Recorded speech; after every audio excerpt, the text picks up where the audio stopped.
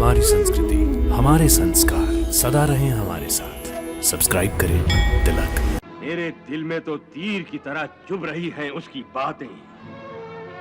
मैं तो खुश था कि कृष्ण इस युद्ध में हथियार नहीं उठाएगा, परंतु आज पता चला कि उसका सबसे भयंकर शस्त्र उसकी जीभ है और वो इस शस्त्र का बेधड़क प्रयोग कर रहा है और कोई कुछ नहीं कर सकता। प्रभु, भगवान श्री कृष्ण एक और तो अर्जुन को ये समझाने का प्रयास कर रहे हैं कि ये रिश्ते नाते सब व्यर्थ हैं, इनका मोह त्याग दो, इन बंधनों से मुक्त हो जाओ। और दूसरी ओर वो अर्जुन को युद्ध करने की प्रेरणा दे रहे हैं, उसे सगे संबंधियों के विरोध हथियार उठाने को कह रहे हैं, उनकी हत्या करने को कह रहे हैं।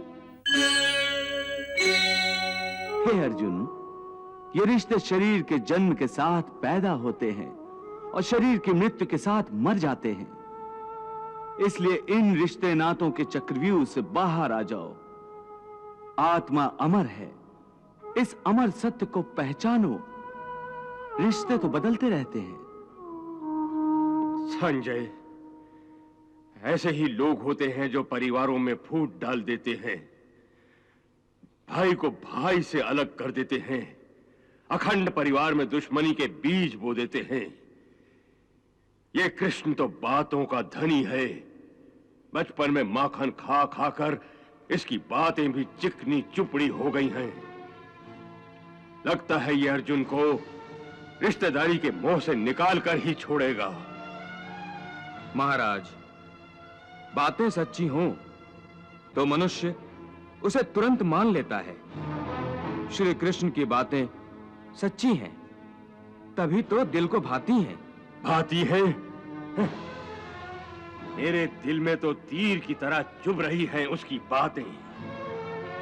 मैं तो खुश था कि कृष्ण इस युद्ध में हथियार नहीं उठाएगा, परंतु आज पता चला कि उसका सबसे भयंकर शस्त्र उसकी जीभ है और वो इस शस्त्र का बेधड़क प्रयोग कर रहा है और कोई कुछ नहीं कर सकता। अब बताओ, उसकी जीभ कौन से अंगारे बरसा रही है? हे अर्जुन, इसलिए तुम्हें न रिश्तों से मोह करना चाहिए, न रिश्तों के टूटने का शोक करना चाहिए। यही सांख्य योग का ज्ञान है कि मनुष्य को एक सन्यासी की भांति सोचना चाहिए कि ये सब रिश्ते नाते मोह को उत्पन्न करते हैं और मोह इन रिश्तों को इतनी जोर से पकड़ लेता है जैसे एक लोभी पुरुष नदी में डूबते हुए भी धन की गठरी को नहीं छोड़ता।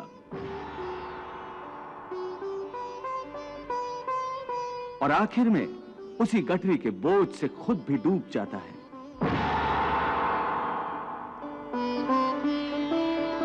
इसलिए अपने मन को सन्यासी बनाओ और इस मोह के बंधनों को छोड़ो और इस बात पर ध्यान दो कि इस समय तुम्हारा कर्तव्य क्या है, तुम्हारा धर्म क्या है और उसी के अनुसार कर्म करो। प्रभु, भगवान श्री कृष्ण एक और तो अर्जुन को ये समझाने का प्रयास कर रहे हैं कि ये रिश्ते नाते सब व्यर्थ हैं, इनका मोह त्याग दो, इन बंधनों से मुक्त हो जाओ। और दूसरी ओर वो अर्जुन को युद्ध करने की प्रेरणा दे रहे हैं, उसे सगे संबंधियों के विरोध हथियार उठाने को कह रहे हैं, उनकी हत्या करने को कह रहे हैं। देवी, अर्जुन को भगवान श्री कृष्ण का उपदेश ठीक ही है। इसमें शंका और संदेह की कौन सी बात है? प्रभु, युद्ध करना और अपने शत्रुओं की हत्या करना योद्धाओं का काम है, सन्यासी का नहीं। परंतु भगवान श्री कृष्ण अर्जुन को संसारी मोह त्यागने को भी कह रहे हैं और युद्ध करने को भी कह रहे हैं। तो भला एक ही समय में एक मनुष्य योद्धा भी बने और सन्यासी भी बन जाए, ये कैसे संभव है? ये तो परस्पर विरोधी विचार है। सन्यासी हो जाए तो युद्ध क्यों करे और युद्ध करे तो सन्यासी कहाँ रहा? नहीं देवी, भगवान श्री कृष्ण ने अर्जुन को सन्यासी बनने का उपदेश नहीं दिया, बल्कि मन से सन्यासी बनने को कह रहे हैं। सन्यासी बनने का उपदेश नहीं दिया तो फिर मोह त्याग की मांग का क्या अर्थ है? देवी, भगवान श्री कृष्ण इस संसार को त्यागने के पक्ष में नहीं हैं। वो तो केवल ये चाहते हैं कि मनुष्य इस संसार में रहते हुए अपने कर्म के फल स्वरूप मिलने वाले समस्त भोगों का भोग करे, परंतु आसक्ति रहित होकर। मनुष्य को मुक्ति के लिए सन्यासी बनने की आवश्यकता नहीं है। केवल मन से सन्यासी बनकर अपने सुख दुख को भोगता हुआ भी अपने धर्म को न भूले। मोह माया के चक्कर में पड़े बिना अपने धर्म को निभाए। सन्यासी नहीं, सन्यासी की भांति कर्म करे। हो निर्लिप्त जो कर्म का योगाचरण करे इन इंद्रियों द्वारा। इसने मन से इंद्रियां जीती, इंद्रियों से जो पुरुष न हारा। साथ रहे पंच इंद्रियों के फिर भी पंच इंद्रियों से रहे न्यारा। कर्म के ऐसे योगी को शास्त्रों ने नरोत्तम कह के पुकारा। कर्म के ऐसे योगी को शास्त्रों ने नरोत्तम कह के पुकारा। तो धर्म को निभाते हुए मनुष्य कर्म तो करेगा ही, और कर्म करेगा तो सन्यास को कैसे निभाएगा?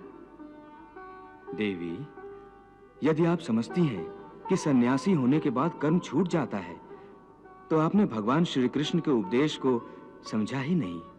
हाँ प्रभु, बात स्पष्ट रूप से मेरी समझ में नहीं आ रही है, इसीलिए मैं आपसे समझना चाहती हूँ। देवी, ऐसा नहीं है जैसा आप समझ रही हैं।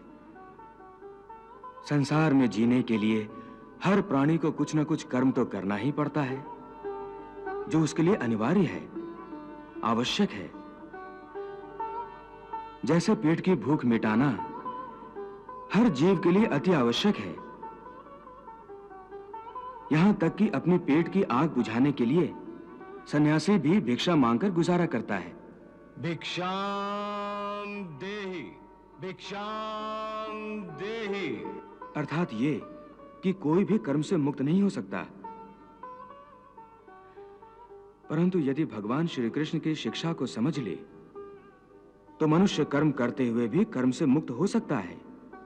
प्रभु, कर्म करते हुए कर्म से कोई कैसे मुक्त हो सकता है? जैसे स्वयं भगवान श्री कृष्ण। हाँ देवी, मानव अवतार में भगवान श्री कृष्ण का जीवन और आचरण समस्त मानव जाति के लिए संसार में रहते हुए सन्यासी होने का एक उत्तम उदाहरण है। उन्होंने संसार में रहते हुए धर्म समझकर कर्म किया, जय पराजय अथवा फल की चिंता कभी नहीं की। इसलिए जब आवश्यक हुआ युद्ध भी किया, कभी हारे कभी जीते, परंतु उनके चेहरे पर वही मुस्कान और उनके हृदय में वही शांति रही। वो चाहते तो विजय श्री की माला हर बार उनके गले में होती। उन्होंने कर्म करते हुए भी लाभ हानि या उसके परिणाम की चिंता कभी नहीं की और अपने कर्तव्य पथ से कभी नहीं हटे। संसारी रिश्ते से कंस उनका मामा था, परंतु धर्म की रक्षा के लिए उन्होंने उसका संहार करने से भी मुंह नहीं मोड़ा। सो देवी, भगवान श्री कृष्ण अर्जुन को इसलिए यह उपदेश दे रहे हैं कि तेरा धर्म युद्ध करना है, परंतु यदि तू इस भावनाओं की नदी में बहता रहा और मन को अपने वश में ना कर सका तो तू अपने धर्म का पालन नहीं कर सकेगा। इसलिए मन को सन्यासी बना और अपने क्षत्रिय धर्म का पालन कर।